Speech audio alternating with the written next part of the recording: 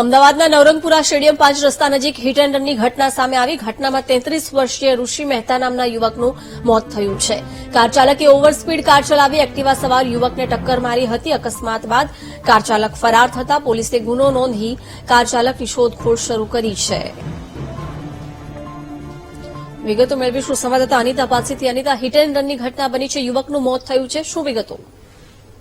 જી ખાસ નવરંગપુરા વિસ્તારની આ ઘટના સામે આવી છે, જેમાં એક અજાણ્યા કાર ચાલકે સ્પીડમાં અને જે કાર ચલાવી હતી ને ત્યારબાદ જે નવરંગપુરા જાહેર રોડ ઉપરથી પસાર થઈ રહેલા એક્ટિવા ચાલક ઋષિ મહેતાને પાછળથી ટક્કર મારી હતી, જેના કારણે 33 વર્ષીય યુવકને માથાના ભાગે, શરીરના ભાગે ખૂબ જ ગંભીર ઇજાઓ પહોંચી હતી અને ત્યાં સ્થાનિક લોકો દ્વારા આ જે યુવક જે છે તેને સારવાર માટે સિવિલ હોસ્પિટલમાં ખસેડવામાં આવ્યો હતો. ત્યાં સારવાર દરમિયાન આ યુવકનું મોત નીપજ્યું હતું. તપાસમાં સામે આવ્યું છે કે આ જે અજાણી ફોર વ્હીલ ચાલક જે હતો તે પૂર ઝડપે અને બેદરકારીપૂર્વક જે આ ગાડી લઈને આવી રહ્યો હતો અને તેને આ રીતના જે એક્ટિવા ચાલકને ટક્કર મારતા ઘટના સર્જાઈ હતી. આ તો હિટ એન્ડ રન કેસમાં આરોપી જે કાર લઈને ફરાર થઈ જતા પોલીસે આજુબાજુના સીસીટીવી ફૂટેજ ચેક કરીને તેની ઓળખ કરી વધુ કાર્યવાહી હાથ ધરી છે. બિલકુલ અનિતા, આભાર જાણકારી આપવા બદલ.